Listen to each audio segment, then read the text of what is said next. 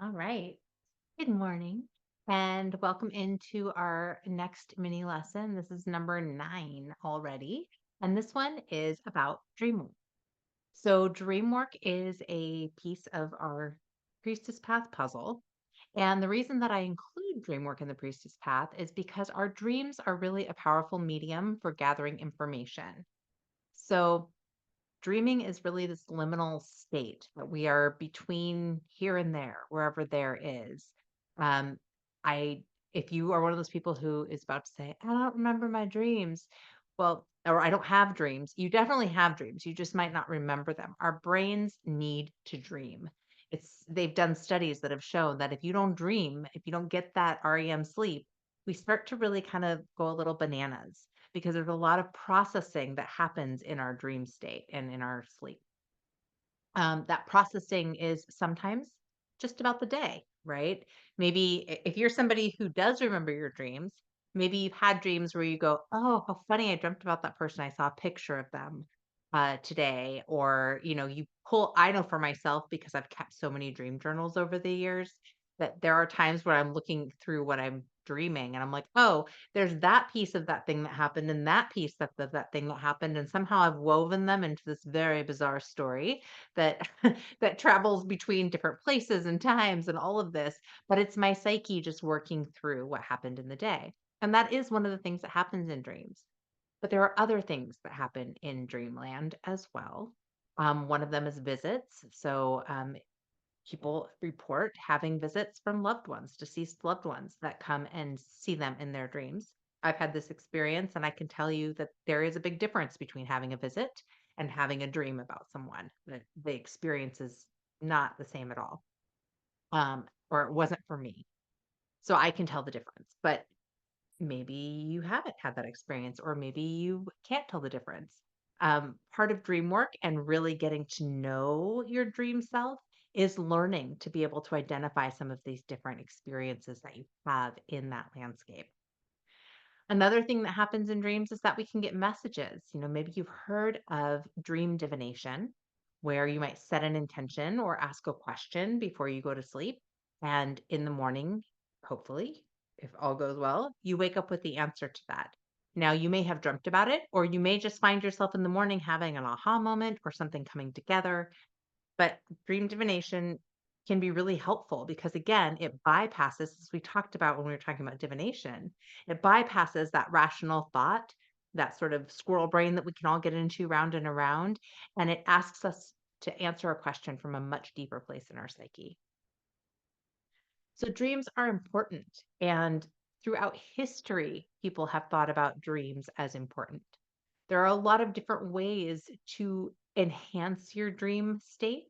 And I'll just talk about one of them here. And then I'm going to give you this is going to be sort of a short lesson today, but I'm going to give you a couple tips on working with your dreams.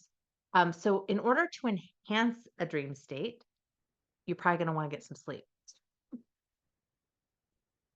And, for many of us, this is a challenge for a myriad of reasons. I mean, I can speak for myself, a little too much caffeine in the afternoon and my sleep is restless.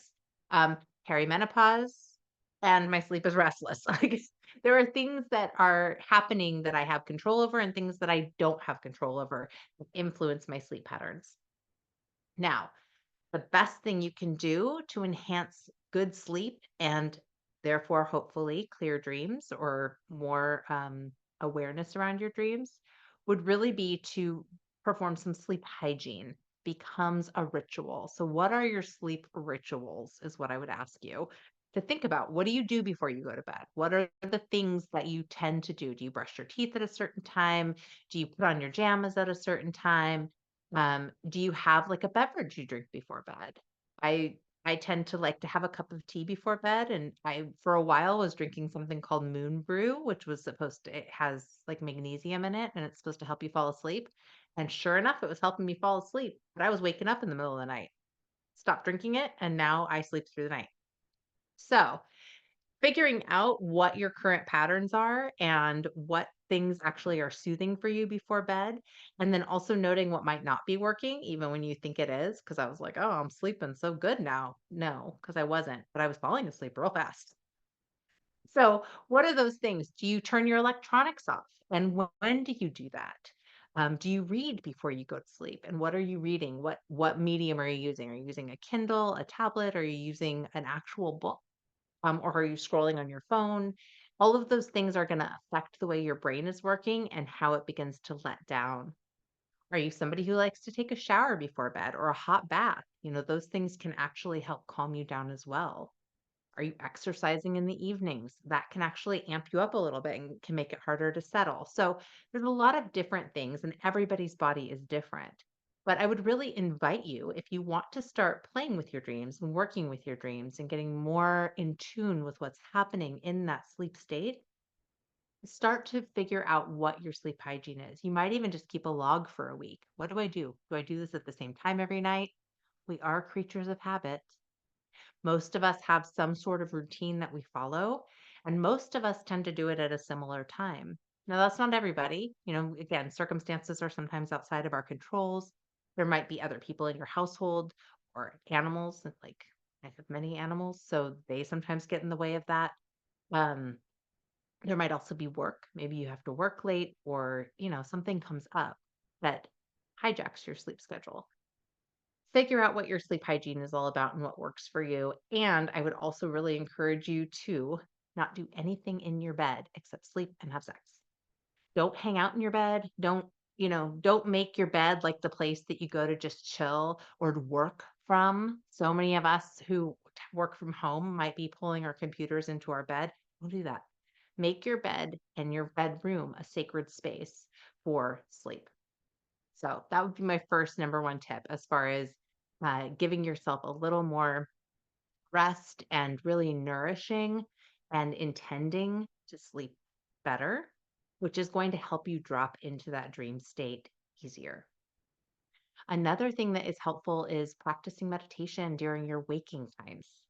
The more you can relax down into that sort of liminal space, the easier it's going to be to drop into sleep. And I also have found that the more I meditate during the day, during my waking times, the better I remember my dreams at night. Now that's me. That might not work for you, but I feel like that has really helped me to drop in and to really, I don't know if it just opens my mind more or allows me to really pay attention what's happening in that in between in a more tuned in way, but it definitely has helped. Okay. The next piece. So, this is one of the things that you can do to really start to connect with your dreams. And this is to keep a dream journal. Now, the thing with dream journals is that when you start to keep one and you are regularly writing down your dreams, you will start to find that as you do it on a regular basis, the stories become clearer. So, at first, you might be like, I just remember I was in a barn and there was this goat and that's all you're like, "That's all I can remember." Then as you start to write it down, you might be like, "Oh, wait, that goat was spotted. And I remember that I could smell hay, and I think there was somebody over," and pretty soon, you start to find that there's more information coming through because you're focusing more on it, and something about the writing of it, the telling of it, actually helps to enhance your memory. And the more you do it, the clearer it becomes and the more detailed they become. When you keep a dream journal, the best time to write is right when you wake up, before you do anything else, before that dream has any chance to start to fade away back into that liminal space it came from, is to just immediately upon waking write. Not all of us can do that. We don't all have access to to that because we might have to do something else the second we wake up.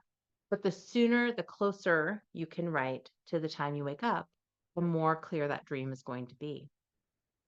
One of the exercises that I think is really fun is that if you live with people and you all get up around the same time and have breakfast together, to share your dreams, to start kind of a habit of sharing dreams. So maybe you're not dream journaling, or maybe you're already dream journaling and you add this piece in, but it encourages talking about dreams and it also encourages recollection because you're sharing that with other people and everybody's doing it.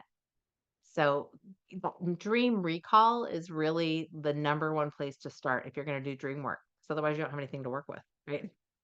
To be able to you gotta have the information to be able to work with it. So, So the last thing that I will leave you with today is sort of a fun exercise if you would like to learn more about what's happening in a specific dream.